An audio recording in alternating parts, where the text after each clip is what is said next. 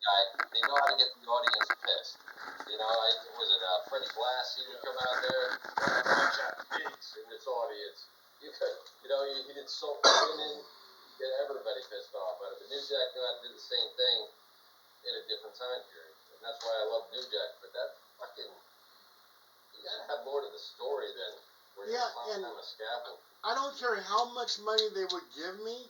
There's no way I'm gonna climb up that scaffold, wrestle some guy, and get thrown off. That's bullshit. I mean, what was the purpose of that? I don't understand.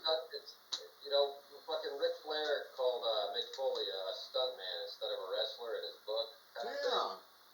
And even Mick Foley's matches had more of a story to them than that the thing just did. Yeah. The best part of that match is watching, the coup de grace, right? The crescendo, the fall. But they didn't spend enough time, working how do you get up there? Is there a reason to get up there? Yeah. I mean, if New Jack would have thrown a rope around his ass and dragged his fat ass up to the top and thrown him off like he was going to hang him and then the rope breaks, you got more of a, because that's something you could believe New Jack would do. But the fact that they're wrestling their way up to the top of it, I just see, it's, I don't know. And then it just lost it a little bit for me. Great stunt at the end, but getting there. Yeah. And I'm just curious, how much money do they make from that match? I don't know what they were making from what you said. It could be, really, to be honest, they could have made anywhere from $500 to $1,500 that night. Well, that's a fucking joke. That would be the hospital bill. Yeah, then I definitely would not do that. That's crazy. That Paul, like I said, I might do it. I would go Terry would do it. Yeah. Yeah, if you throw down, the table's flaming on there. I'm so down. Hey, a match like that, they better pay the person about $1 million. No, and then I'm telling you, indie promotions, guys do that shit all the time, and they don't even have healthcare coverage. They go right to the fucking emergency room. They don't have money for gas. Oh my God! It's crazy. These guys, the shit they drive, they put up with, and injure themselves. MMA's like that too. MMA fighter, you get like $25. That's nothing. Hey, they'll get like $25 if they're lucky. That doesn't buy McDonald's. That's fucking. That's 2 meals at McDonald's. Nope. Hey, my son Jason got his hand smashed by Bam Bam Bigelow during his match, and my son is seen on camera screaming his ass off, holding his hand. And Bam Bam, I mean, all he did was bump into it, but he bumped into it hard. Bam Bam was a big fella. What did they do for him? Huh? What did the wrestling company do? Did they pay for your? Oh no, we didn't pursue it. But yeah, if I could go back in time, maybe I would have. I don't know.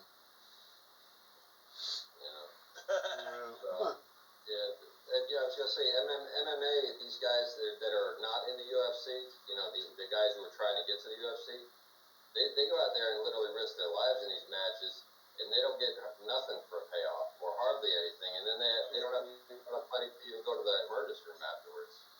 And I was watching an have a union. Yeah, I was watching an MMA match, and this guy, they were doing some kickboxing, and the guy kicked him, and his leg just broke completely like that. I hate that. That's the worst. Yeah. He was just. I've seen those. Oh man. McGregor's last match, same thing happened. I remember that. Yeah. So Terry. Same thing happened to my cousin one year. He broke his femur during a kickboxing match. What's the most dangerous stunt you've done, Terry? That's a good question. Probably hammering stuff into my forehead. Have you ever done any big dives, any jumps off of roofs or shit like that? Yeah, quite a bit. I jumped off my two-story house when I was a teenager into the swimming pool. Into the pool? Yeah. And I was gonna think, I'm like, Was Terry. anything on? Huh? Go ahead. Was anything on fire? Yeah, I was set on fire. My ship was on fire. Terry, were you doing this for Off the Hook? No, I was just doing it as a private thing that I was working on called Oops. And Brian, my friend Brian started Oops back in 2001 around the same time at CKY when we first got introduced to the CKY videos. So Terry, how'd you find me? Terry, how'd you find me and Face? How'd you find us? Through mutual friends and stuff. Face just came, or Brian just told Face, hey, I know somebody who's down for stunts. If you're looking for more butt parts, this is your man, and that's how we clicked. And Leatherface had actually came over to our house for a party one night, and we ended up filming that stunt where we dunked my cousin's head into the toilet and gave him a swirly. He wanted me to go with him that night. I told him, no, I'm not doing that, bro. I'm not. Yeah, we were all just drinking shots and piss. X, I heard at Bam's house they put pubic hair inside of your mask. Is that true? No, that wasn't at Bam's house. That was at a. Where was that?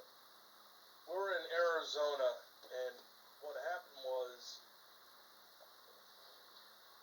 Jake the Tank was drunk. He was drunk and he passed out. And he was snoring his head off, right?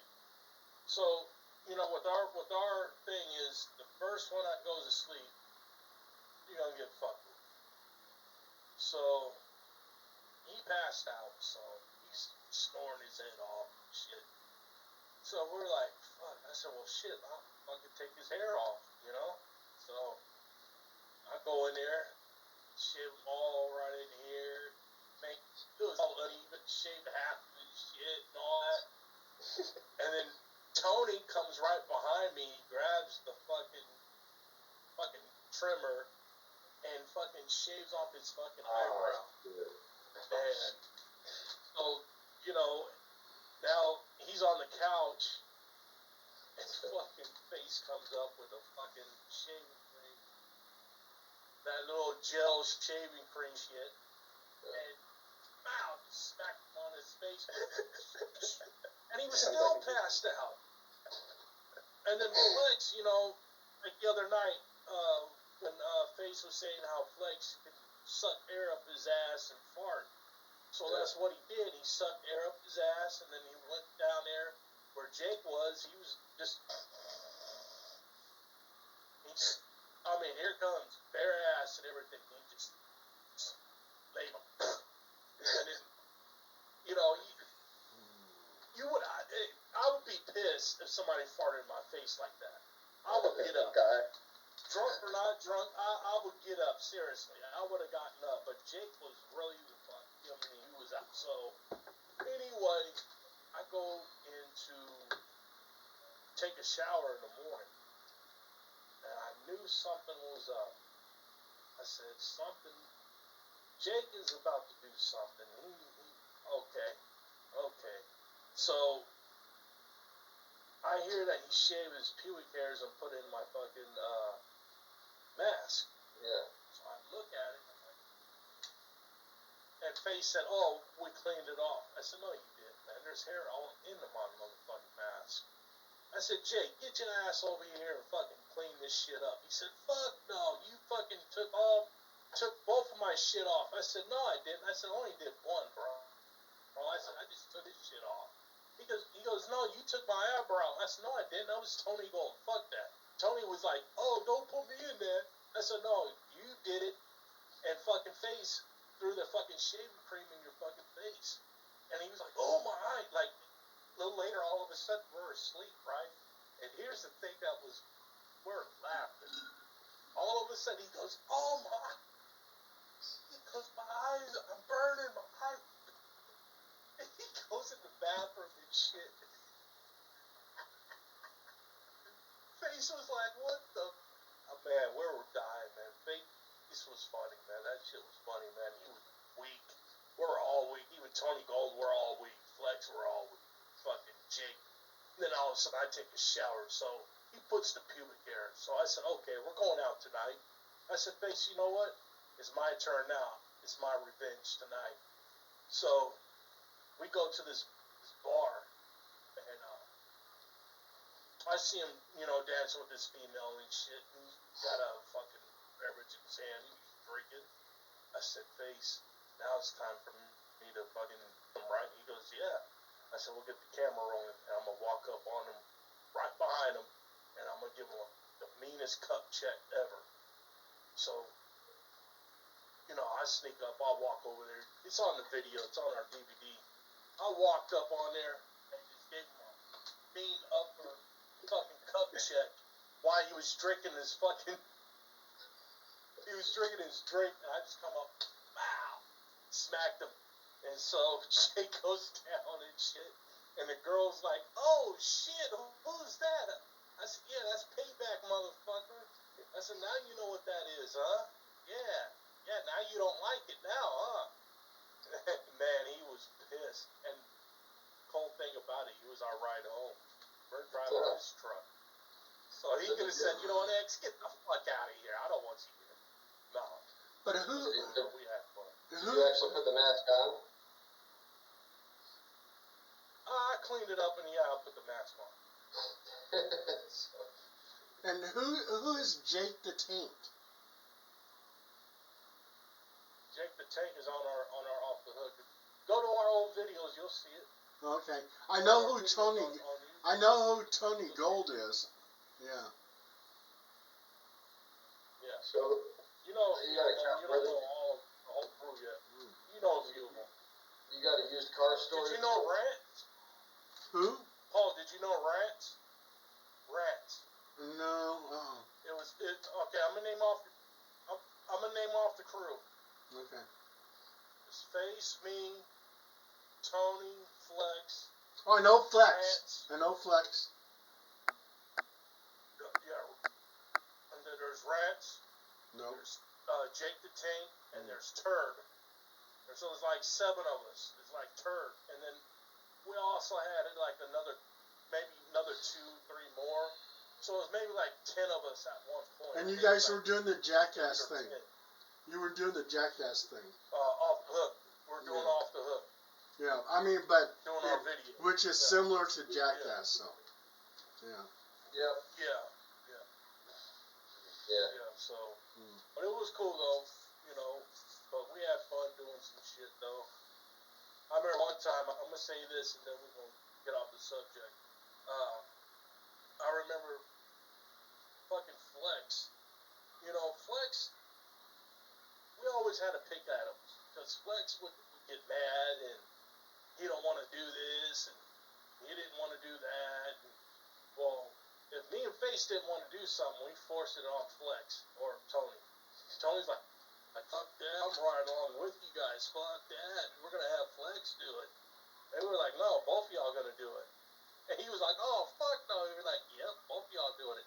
We did this. We were at a school by Tony's house, and we had the Roman candles, and we're called the Roman candle dodgeball. And fucking, you got Flex and Tony. They're a little farther out there. So Tony Face has got the fucking grenade. Well, the fucking what are those Roman candles? And I got the camera. He's like, all right. Now I'm gonna shoot it in the car. I said, hey, in the car? You'll light this shit in the car? He's like, yeah. Alright, so he lit the shit. Boom, boom, boom, boom. And he's lighting the shit, the balls are flying out and shit.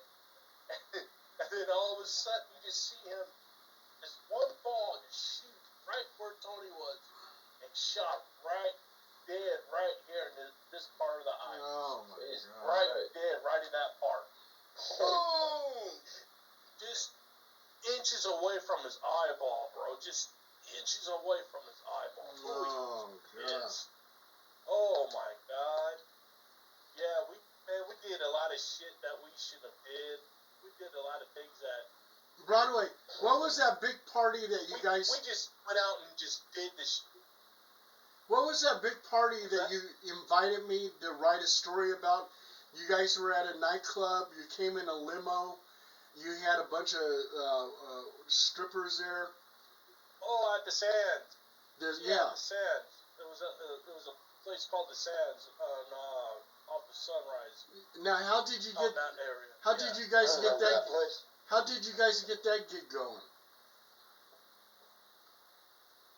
Oh, it was a release party. That was our off the hook release party when we had our DVDs and shit, and that was a release party. That was pretty cool. That was Faces doing, you know, one got that shit hooked up. And I wrote the story about cool. it. Remember? And I had my laptop. Yeah, I remember that. Yeah, and I had to write the story. Yeah. Yeah. But I've done a few things with Off the Hook. A few things. Did that thing down in Los Angeles, by the mountains. We were looking for Bigfoot. They were making some kind of movie. They did a setup at my house where they had everything rigged, so it looked like ghosts were throwing things off the shelves and all kinds of stuff. And we brought this guy in. I think it was Flex, or was it Tony Gold? I'm not sure. But they didn't know what was going on, so we're doing those little seances, and shit was flying off the shelves. Things are coming off the kitchen rack, all kinds of stuff. Because we're asking for the ghost to do that, and the guy was totally freaked out and running out the door. Yeah, and he was running out the door. I saw that video. Yeah. That was kind of cool. It's on YouTube right now. Oh, okay. It's on YouTube. It's the scare prank on Tony Gold. Yeah. Oh, it was Tony Gold. Yeah. Okay. Yeah. That was funny. Yeah. You and Shannon. Yeah. Shannon. Hey, can I tell you something? She was a flirt. No, she was flirting on fucking Tony and Flex. So I would try to hit her up one time, but that's another story. Yeah. But anyway, that's another story. Yeah, that woman. Just leave that alone. All right, good. Okay, all right. Because you get me started, I'll talk shit about her. Yeah, I can't. Yeah, I don't like that woman. A vampire. Yeah. Hey, we should have her. She's a vampire. She probably put Richard Trace out of his misery. Not for me. No. But anyway, back to wrestling. Man, there were some brutal matches back there. Let's see what El Guapo got down there. He's got something. Oh, it went off. You had something there. Hey, I'm gonna get some more coffee. I'll be right back, you guys. It went off. You got a California story. I thought you were going to tell. Yeah, we might be a little bit late on this one, but I'm gonna say it when Paul gets back. I'm gonna talk about it. Okay. Yeah, but you know, the matches, fucking Mick Foley, and he had some brutal matches. I give it to him, man, because he's another hardcore wrestler. I mean, yeah, he's got so much heart. Terry Funk, dude. Yeah, and he ripped his ear off on a fucking barbed wire match in Japan overseas. I think it was Tokyo or Japan. But he ripped his ear off, and man, that shit was... Yeah, the ropes, right? I give it to him. Yeah, how he pushes himself through to do more. Have you seen those matches, El Guapo, when they had those TNTs, the explosives? Have you ever seen that shit back in the day? Yeah. They would have guys slam, and they'll have those explosive boxes and shit that go boom. I mean, they would slam them. It would like C4, like they would call it C4. Yeah. And I remember watching those. It was. I think it was. My second wife was a dancer, and so she'd work late as shit. And we could get home, we'd end up smoking up and watching that shit and follow my hair. So yeah. Paul's back. Yeah. Hey. Paul, I got a story for y'all. Okay. Go ahead, Paul. Well, just real fast. I don't know if El Guapo knows, but I had the Guinness Book of World Records for disco dancing. I danced 205 hours, 8.5 days, with a 5-minute break on every hour. Yeah, and was featured in Ripley's Believe It Tell or us Not. about that story. Tell us a little bit more into it. Oh, tell us more into it. How did that? A little bit into it, man. Just a little bit. Oh, okay. In 1979, I was the first one to attempt the Guinness Book of World Records, and I danced 79 hours disco dancing. And Guinness Book of World Records, well, all this paparazzi came out there and they were taking my picture and everything else, right? And so, come to find out though, the Guinness Book of World Records says, well, Paul, you took too long of breaks. You took 15 minutes on every hour. You're only allowed 5 minutes. So, some guy, after reading that I had 79 hours, he did something like 180. So I had all these newspaper people come to me and they said, hey, are you going to beat this guy? And I said, yeah, I'm going to challenge him. I'm going to do 205 hours, 8.5 days. So there I was in Club Lido, which is the Grand Island Mansion. The guys that used to own it, they loaned me their Rolls Royce and they took me down there. And I danced 8.5 days, 5 minutes on every hour. If I had a piss, I did it, and I had witnesses watch me move my feet. And then if I had to take a shit, number 2, I had to do it during that 5 minutes. So yeah, so I danced 8.5 days. I was featured in Ripley's Believe It or Not, and had the Guinness Book of World Records for about a month. Nice. Yeah, and if you Google Paul Dale Roberts Disco, you'll see some of the pictures and some of the articles and stuff like that. Yeah, I was the Sacramento Disco King, Nice. 3rd and 5th Disco King. Then disco died, so I went up on stage, and they were booing me, and I couldn't understand why they were booing me. But come to find out, they had burned a bunch of disco records up in Philadelphia or some kind of deal, and disco died, and I didn't realize it. And they were wearing T-shirts that disco sucks. And shit, I said, oh, well, there goes disco, and that's the end of it. But then I went back into the Army, and then when I got to Korea, these guys came up to me and they go, hey, you got the Guinness Book of World Records on disco. I go, yeah, that's me. And they go, wow, man, you need to beat this Puerto Rican guy. I go, what are you talking about? Disco's dead. They said, this is Korea. Disco just started. And there I was, doing dance contests, doing disco movies in Korea. It was crazy. I think we got a little bit off track. I'm sorry. We probably need to get back to wrestling. Man, I'm having problems over here. Oh, okay. This StreamYard, man. I'm sorry. StreamYard this sucks on my end, man. It really is. I think this is gonna be our last night here on StreamYard because this is really a terrible show. StreamYard, fix your shit. But anyway, I got a story. Oh, okay. Why yeah, fucked up. Cal Worthington. Yeah, so everybody knows about Cal Worthington. He was a big car salesman at one point, back especially in the 60s and the 70s. Mostly in the 70s and the 80s. He was one of the men that was a car salesman. Man was a fucking crook.